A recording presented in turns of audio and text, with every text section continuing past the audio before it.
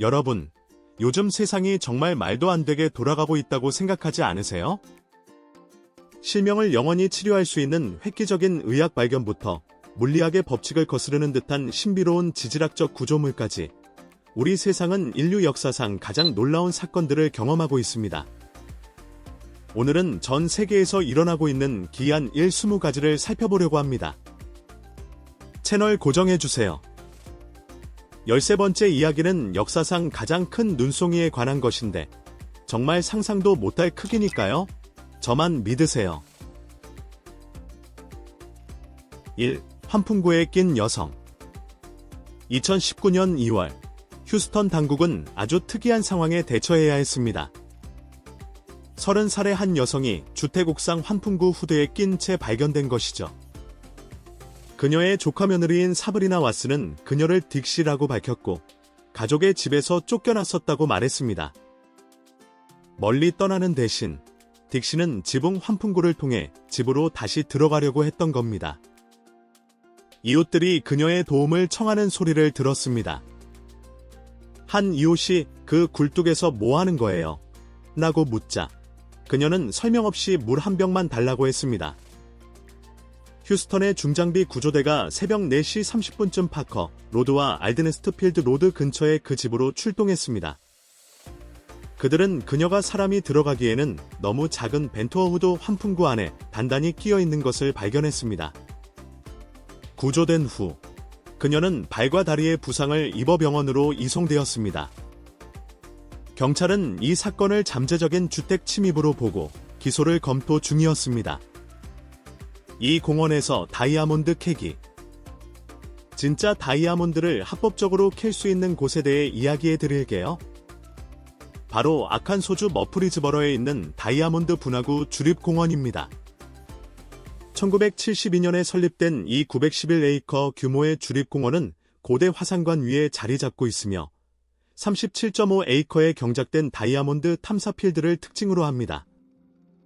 이곳에서 일반 대중은 다이아몬드와 다른 보석을 찾고 발견한 것은 무엇이든 가질 수 있습니다. 2024년에 공원 방문객들은 총 104캐럿이 넘는 736개의 다이아몬드를 등록했는데 이는 하루 평균 2개꼴입니다. 그 해에 주목할 만한 발견으로는 방문객 줄리앙 나바스가 발견한 캐린 다이아몬드로 알려진 7.46캐럿의 초콜릿 다이아몬드가 있는데 이는 2020년 이후 공원에서 등록된 가장 큰 다이아몬드였습니다. 지질 조사에 따르면 다이아몬드는 고대 화산 지형에 의해 지표면으로 올라오며 방문객들은 실제로 흰색, 노란색, 갈색 다이아몬드와 자수정, 벽옥 같은 준보석들을 발견합니다. 1972년 이래로 발견된 다이아몬드의 총수는 35,000개를 넘어섰으며 여기에는 미국에서 발견된 가장 큰 다이아몬드로 남아있는 40.23캐럿의 엉클샘과 같은 역사적인 발견도 포함됩니다. 3. 화성의 바다. 2024년 8월 나사의 인사이트 착륙선에서 얻은 지진 데이터를 분석한 과학자들은 화성 지각 깊숙한 곳, 대략 지표면 아래 10에서 20km 지점에 갇혀있는 액체 상태의 물 증거를 발견했다고 발표했습니다. 이 물은 암석의 미세한 균열과 구멍 속에 존재합니다. 물의 양은 상당해서 만약 행성 전체에 퍼뜨린다면 약 520에서 780m 깊이의 전 지구적 바다를 형성할 수 있을 정도입니다. 이는 강바닥이나 호수 퇴적물과 같은 지형에서 분명히 드러나는 화성의 고대 물 대부분이 아직 표면 아래 숨겨져 있을 것이라는 오랜 이론을 뒷받침합니다. UC 샌디에이고 스크립스 해양 연구소의 지구물리학자이자 조교수인 바샨 라이트 박사가 이 연구팀을 이끌었습니다. 그는 지하수를 이해하는 것이 화성의 물순환과 거주 가능성에 대한 함의를 푸는데 매우 중요하다고 강조했습니다. 4. 오리건 보텍스. 오리건주 골드힐의 사딘 크릭에 위치한 오리건 보텍스와 미스터리 하우스는 1930년에 미국 최초의 미스터리 스팟 중 하나로 관광객에게 개방된 이래 방문객들의 호기심을 자극해왔습니다. 현지 원주민 전설에 따르면 이 장소는 금지된 땅으로 여겨졌으며 말들이 이 지역으로 들어가는 것을 거부했다고 전해집니다. 1914년 탐광자 윌리엄 맥컬러가 이곳을 재발견하고 그의 친구이자 스코틀랜드 태생의 지질학자 겸 광산 기사인 존 리스터를 설득하여 미국으로 와서 조사하게 했습니다. 리스터는 결국 이 장소를 개발하여 1930년에 대중에게 공개했습니다. 방문객들은 종종 극적인 착시 현상에 당황합니다. 공이 오르막길을 굴러가는 것처럼 보이고 사람들이 불가능한 각도로 기울어져 있으며 서 있는 위치에 따라 키가 변하는 것처럼 보입니다. 이러한 효과는 건물의 기울어진 구조가 경사진 풍경과 상호작용하여 에임스룸에서와 유사한 강제 원근법 착시를 일으키기 때문이라고 설명됩니다. 마술사 제임스 랜디는 1998년의 사진과 수학적 증거를 사용하여 이 착시의 광학적 본질을 과학적으로 분석했습니다. 산타크루즈, 펜실바니아, 노스캐롤라이나, 미시간 등에도 비슷한 미스터리 스팟이 존재하지만 오리건 보텍스는 민속과 인지과학을 결합한 매력적인 길가의 명소로 남아 있습니다. 5. 실명치료제. 실명을 간단히 치료하는 약이 있다면 세상이 어떨지 생각해 본 적 있으신가요? 2024년 일본 오사카 대학병원의 니시다 코지 박사가 이끄는 연구팀은 유도만 능줄기세포, 유래 각막 상피세포시트를 사용하여 각막 실명의 원인인 각막윤부 줄기세포 결핍증 환자의 시력을 회복시킨 최초의 성공 사례를 보고했습니다. 의학저널 랜시대 발표된 이 임상시험에서는 기증자의 혈액세포를 만능줄기세포로 재프로그래밍한 다음 투명한 각막 조직 시트로 성장시켜 생물학적 이식편으로 사용했습니다. 전통적인 각막 이식은 기증자 부족으로 제한되어 전 세계적으로 연간 10만 건 미만의 이식편만 이용 가능하며 10에서 30%의 거부 반응 위험이 있습니다. 줄기세포 접근법은 조직적 합성항원 검사 없이 환자에게 적합한 조직을 만들어 이러한 문제를 해결합니다. 최초의 인체 대상 임상시험은 4명의 환자를 대상으로 진행되었습니다. 2년간의 추적 관찰 후 모두 시력 개선을 보였고 3명은 안정적인 개선을 유지했으며 1명은 부분적인 퇴행을 경험했습니다. 조직 거부, 종양 형성 또는 심각한 합병증 사례는 발생하지 않았습니다. 연구진은 더 큰 규모의 다기관 임상시험이 필요하지만 이 방법이 수백만 명의 치료법을 변화시킬 수 있다고 말합니다. 6. 영생의 비법. 만약 불멸의 비결이 바로 지금 우리 바다에 떠다니고 있다면 어떨까요? 베르겐 대학교의 해양생물학자들은 스트레스에 반응하여 생명 주기를 역행할 수 있는 종인, 흔히 바다오드라 불리는 무네미옵시스 레이드를 연구했습니다. 2024년 미국 국립과학원회보에 실린 한 연구는 성숙한 바다오두가 굶주림이나 부상에 노출되었을 때 유생 형태로 퇴행할 수 있음을 기록했습니다. 통제된 실험에서 호안 소토앙엘과 파벨 브르크하르트를 포함한 연구진은 성체 비테파리류를 굶주림과 물리적 외상에 노출시켰습니다. 65개의 개체 중 13개가 완전히 유생 상태로 되돌아갔으며 엽이 손상된 개체들은 굶주리기만 한 개체들의 14%에 비해 40%라는 더 높은 비율로 퇴행했습니다. 이 과정은 촉수를 수축시키고 재생하는 것을 포함했으며 이를 통해 유생들은 먹이를 포획하고 조건이 좋아지면 다시 성체 형태로 돌아갈 수 있었습니다. 이 현상은 바다오두를 불멸의 해파리와 한 종류의 촌충과 함께 역분화가 가능한 몇 안 되는 알려진 종의 대열에 올려놓습니다. 초기 분기 동물 계통으로서 무네미옵시스 레이디와 같은 비테파리류는 재생과 노화의 고대 진화 메커니즘에 대한 통찰력을 제공할 수 있습니다. 이 발견은 동물의 생애주기 가소성에 대한 우리의 이해를 재구성할 뿐만 아니라 그러한 극적인 변화의 기저에 있는 분자적 유발 요인과 세포 메커니즘에 대한 새로운 질문을 제기합니다.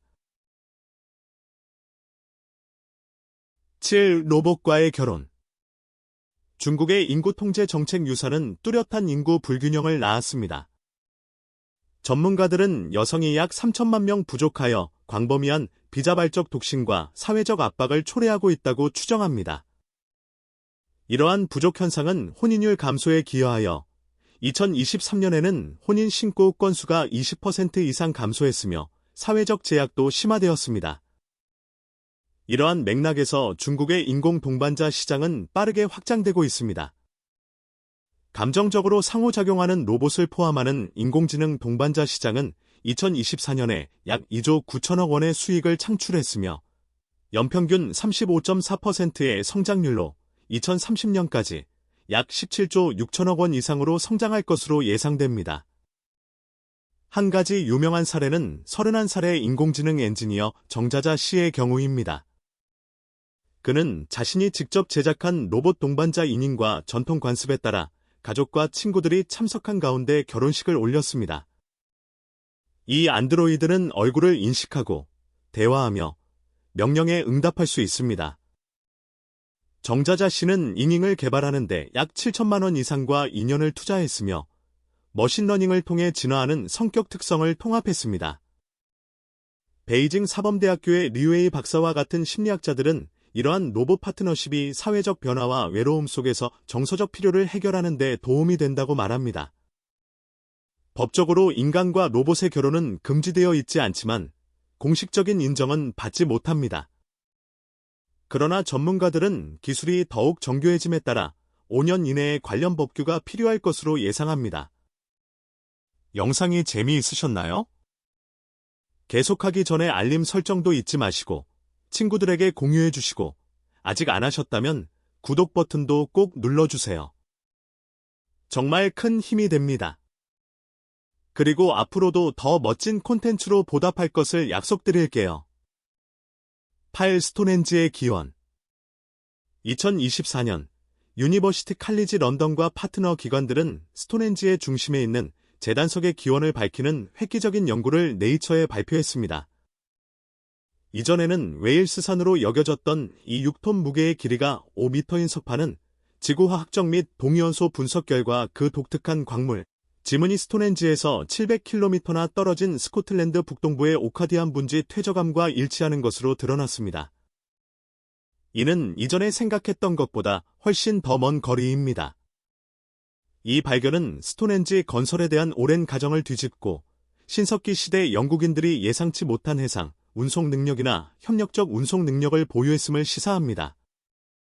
정확한 채석장 위치는 아직 확인되지 않았지만 이 연구는 선사시대 영국 전역에 걸친 놀라운 계획과 연결성을 강조합니다. 이 발견들은 바퀴 달린 운송 수단 없이 그토록 거대한 돌을 어떻게 먼 거리로 옮겼는지, 가능한 육로 운반로나 백길은 무엇이었는지, 그리고 이것이 그 시대 사회에 대해 무엇을 드러내는지에 대한 새로운 연구의 길을 열어줍니다.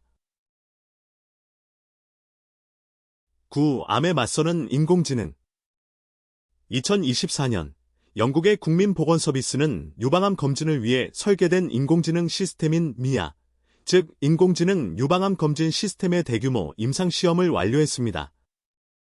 낸시 디지털 헬스에 보고된 이 연구는 10,000명이 넘는 여성을 대상으로 했으며 미아가 영상의학과 의사들이 발견한 모든 암을 찾아냈을 뿐만 아니라 그들이 놓친 11개의 추가적인 초기 단계 종양까지 발견하여 조기 발견율을 13% 향상시켰다는 것을 보여주었습니다. 임페리얼 칼리지 런던과 함께 개발된 미아는 다양한 인구 집단에서 수집된 200만 개 이상의 유방 촬영 이미지를 학습한 딥러닝 알고리즘을 사용합니다.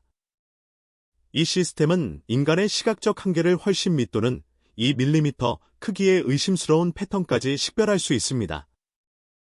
한 사례에서는 미아가 3명의 영상의학과 의사가 간과한 6mm 종양을 발견하여 52살의 맨체스터 환자가 집중적인 화학요법과 방사선 치료 대신 종양 절제술을 받을 수 있게 했습니다.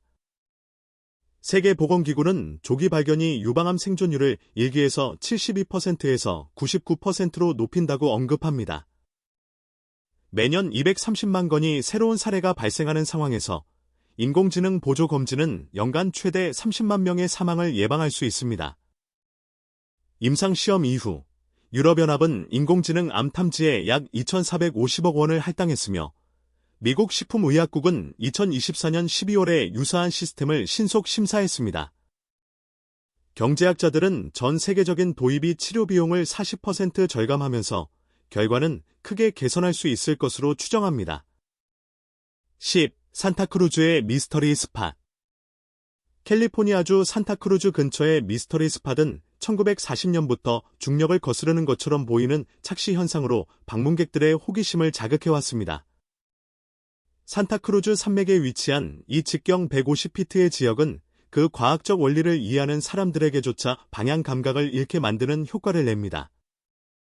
UC 산타크루즈 심리학과의 한 연구에 따르면 공이 오르막을 구르는 것처럼 보이거나 사람들이 불가능한 각도로 기울고 기울어진 오두막 안에서 키가 변하는 등의 현상은 중력 언덕, 강제 원근법, 그리고 오두막의 18도 기울기가 복합적으로 작용한 결과라고 합니다. 인지 심리학자인 마이클 로드리게스 박사는 이 장소가 지평선이나 다른 기준점과 분리되어 있고 레드우드 나무들이 특이한 각도로 자라고 있는 점이 착시를 더욱 강화한다고 지적했습니다. 휴대용 뇌파 장치를 이용한 신경학적 테스트 결과 공간 처리 및 균형을 담당하는 뇌 영역의 활동이 증가하는 것으로 나타났습니다. 전정기관이 시각적 단서와 중력 단서가 상충하는 정보를 받아들이면서 물리학 법칙이 변한 듯한 느낌을 만들어내는 것입니다. 미스터리 스팟은 매년 20만 명이 넘는 방문객을 유치하며 산타크루즈 지역에 약 45억 원의 수익을 창출합니다. 북미에만 47개가 기록된 유사한 미스터리 스팟들이 전 세계에 존재하며 모두 불완전한 감각 정보에 의존하여 현실을 구성하는 뇌의 특성을 이용합니다. 11. 잃어버린 원고와 숨겨진 수갱. 노바스코샤 연안의 오크섬은 200년 넘게 탐험가들의 호기심을 자극해왔습니다. 2024년 발굴 작업에서 1795년 데니얼 맥기니스에 의해 처음 발견된 유명한 머니핏을 포함한 지하 구조물에 대한 새로운 세부 정보가 드러났습니다. 오크섬 연구협회가 실시한 지표 투과 레이더 조사를 통해 인공 터널과 방들이 2.5제곱킬로미터 이상 뻗어 있으며 깊이는 200피트 이상에 달하는 지도가 작성되었습니다. 회수된 유물들은 수세기에 걸친 활동을 나타냅니다. 목재의 탄소 연대 측정 결과는 서기 1200년에서 1750년에 걸쳐 있으며 153피트 깊이에서 발견된 양피지는 16세기 엘리자베스 시대의 종이와 일치합니다. 아만다 포스터 박사는 도구 자국이 중세 유럽 공학 기술과 일치한다고 보고했습니다. 90피트 깊이에서 발견된 납십자가에는 14세기 성전 기사단 비문이 새겨져 있으며 야금 분석 결과 중세 유럽 기술이 확인되어 1307년 박해 이후 성전 기사단과의 연관성 이론에 불을 지폈습니다. 스미스 코브에서의 레이더 조사는 17세기 선박의 구조적 특징을 가진 30m 길이의 배 모양 이상 물체를 감지했습니다. 2025년에 계획된 발굴은 이 섬의 역사에 대한 중요한 통찰력을 제공할 수 있습니다. 12. 역류하는 폭포. 페루 제도의 바가르 섬에서는 강력한 대서양 폭풍이 시속 100km가 넘는 바람을 섬의 460m 높이 절벽으로 몰아칠 때 역류하는 폭포가 발생합니다. 덴마크 기상연구소에 따르면 이러한 현상은 주로 겨울에 연간 15번에서 20번 발생합니다. 바람이 강력한 상승 기류를 만들어 떨어지는 물을 수백 피트 상공으로 끌어올려 마치 위로 흐르는 것처럼 보이게 합니다. 덴마크 공과대학교의 에릭 나스무센 박사는 절벽 꼭대기에 풍속이 시속 150km에 달할 수 있으며 이는 수그램 무게의 물방울을 들어 올릴 만큼 충분한 힘을 생성한다고 설명합니다. 아일랜드의 모어 절벽, 아이슬란드의 굴포스, 하와이의 와이푸이아 폭포에서도 비슷한 효과가 발생하지만 페루 제도의 경우는 높이, 바람 패턴, 수량 때문에 가장 극적인 장관을 연출합니다.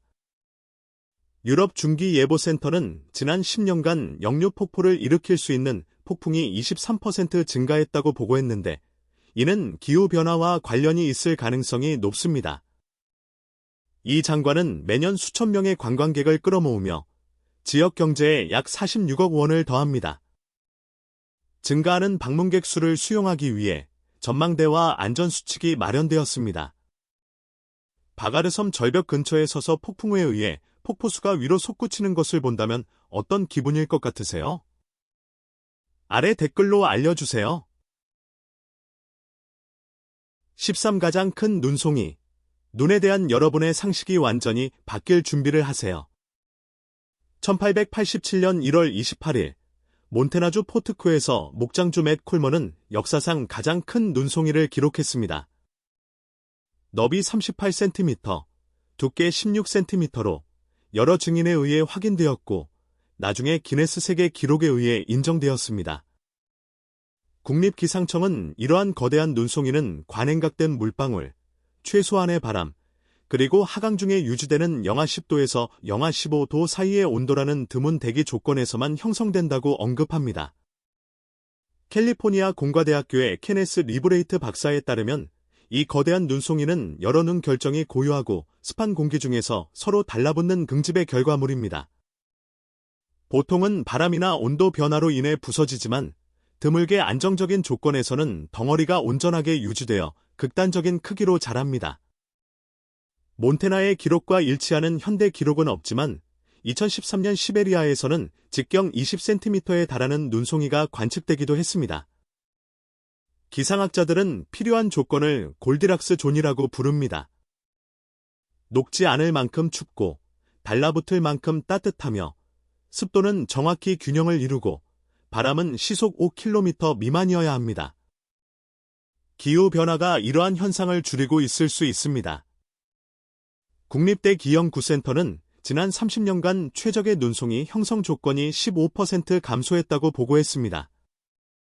14고대 남극숲의 호박.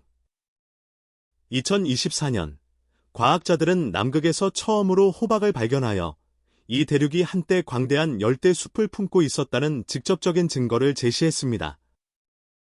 국제 남극 연구 컨소시엄이 실시한 코어 시추 중 946m 깊이에서 발견된 이 7mm 크기의 파편은 약 9천만 년 전 백악기 시대로 거슬러 올라갑니다. 알프레드 베게너 연구소의 요한 클라게스 박사가 이끄는 분석 결과 그 화학적 구성이 뉴질랜드와 호주에 있는 현대의 카우리 소나무와 유사한 침엽수의 수지와 일치하는 것으로 밝혀졌으며 이는 40m가 넘는 상록수가 있는 숲을 시사합니다. 남극 과학 저널에 발표된 이 발견은 백악기 동안 남극의 평균 기온이 섭씨 25도에 달하여 온실 기후를 뒷받침했음을 확인시켜줍니다. 호박의 보존 특성상 미래에는 식물이나 곤충 화석을 산출할 수 있지만 이 파편에서는 발견되지 않았습니다. 남극에서 가장 깊은 과학적 발굴 중 하나인 이 시추 작업은 오염을 방지하기 위해 멸균 기술을 사용했으며 약 32억 원의 비용이 들었습니다. 이 발견을 기반으로 한 기후 모델은 남극이 숲에서 빙상으로 변하는 데 약 5천만 년이 걸렸음을 나타내며 이는 극심한 기후변화가 대륙 생태계를 어떻게 변화시키는지에 대한 통찰력을 제공하여 오늘날의 온난화 추세와 관련이 있습니다. 15. 사하라 사막의 눈. 2018년 1월 사하라 사막에 40년 만에 세 번째로 눈이 내려 알제리의 아인세프라 근처 모래언덕을 뒤덮었습니다. 알제리 국립기상청에 따르면 기온이 영하 3도까지 떨어져 눈이 녹기 전 몇 시간 동안 모래를 덮을 수 있었습니다. 유럽 우주국의 위성 이미지는 강설이 약 100제곱킬로미터에 걸쳐 있었고 깊이는 최대 40cm에 달했음을 보여주었습니다. 레딩 대학교의 사라 존슨 박사는 사하라의 눈은 차가운 지중해 공기가 북아프리카 깊숙이 침투하고 강수를 유발할 만큼 충분한 습기가 있는 드문 조건의 조합을 필요로 하며 이러한 조건은 대략 15년에서 20년마다 맞춰진다고 설명합니다. 비슷한 사건이 1979년과 2016년에 같은 지역에서 기록되었습니다.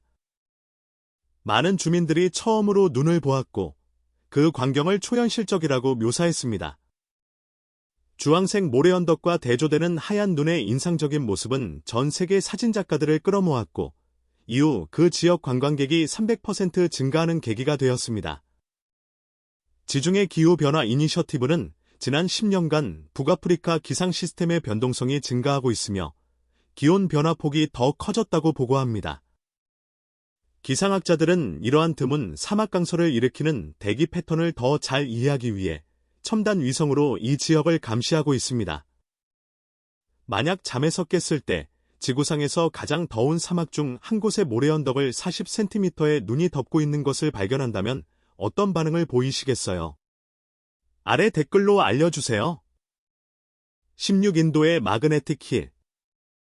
인도 라다크의 레에서 약 30km 떨어진 해발 4,270m에 위치한 마그네틱 힐은 네카르 길스리나가르 고속도로의 한 구간으로 기어를 중립에 둔 차량이 시속 20km의 속도로 오르막을 오르는 것처럼 보입니다. 인도 공과대학교 델리의 라제시 쿠마르 박사가 등용 물리학 저널에 발표한 연구에 따르면 이는 독특한 지형으로 인해 발생하는 착시 현상으로 실제로는 도로가 약 4도 아래로 경사져 있다고 합니다. 주변 산, 계곡, 그리고 지평선의 정렬과 함께 명확한 기준점이 없는 것이 시각적 인식을 왜곡합니다. 높은 고도와 희박한 공기는 깊이 감각에 더욱 영향을 미쳐 효과를 더 설득력 있게 만듭니다. 이 현상을 자기력 때문이라고 설명하는 지역 민담에도 불구하고 자기계 측정 결과 이 지역의 지구 자기장 강도는 정상 수준인 45,000 나노테슬라로 나타났습니다. 라다크 관광청에 따르면 이 장소는 매년 10만 명이 넘는 방문객을 끌어들입니다. 인도 공군은 이 지역 상공을 비행하는 항공기에서도 유사한 착시 현상이 보고되어 객이 비행만 해야 한다고 보고했습니다. 스코틀랜드, 호주, 브라질, 미국에도 비슷한 중력 언덕이 존재하며 모두 유사한 인지적 편향을 이용합니다. 17. 카와이젠의 푸른 불꽃. 인도네시아 동자바의 카와이젠 화산은 유황가스가 풍부한 기체가 섭씨 600도 이상의 온도로 분출구에서 나와 산소와 접촉하며 발화할 때 생성되는 인상적인 정기적인 푸른 불꽃을 만들어냅니다. 인도네시아 화산학 및 지질재해 완화 연구소에 따르면 이 불꽃은 높이 5m에 달할 수 있습니다. 푸른색은 순수한 유황이 연소하면서 탄화수소 불꽃과는 다른 파장의 빛을 방출하기 때문에 나타납니다.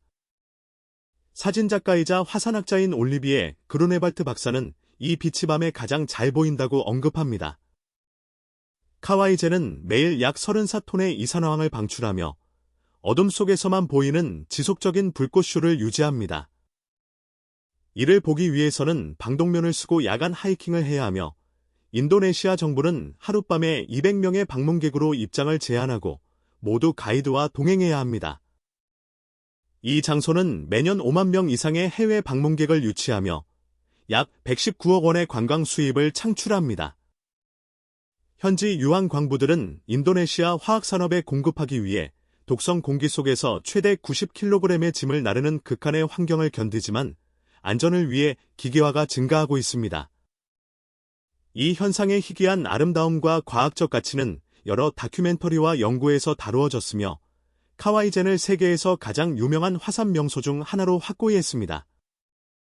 18프리엘 부부의 5쌍둥이, 자연 임신으로 5쌍둥이가 태어날 확률은 대략 5,500만 분의 1이며 전 세계적으로 매년 10건 미만으로 보고됩니다.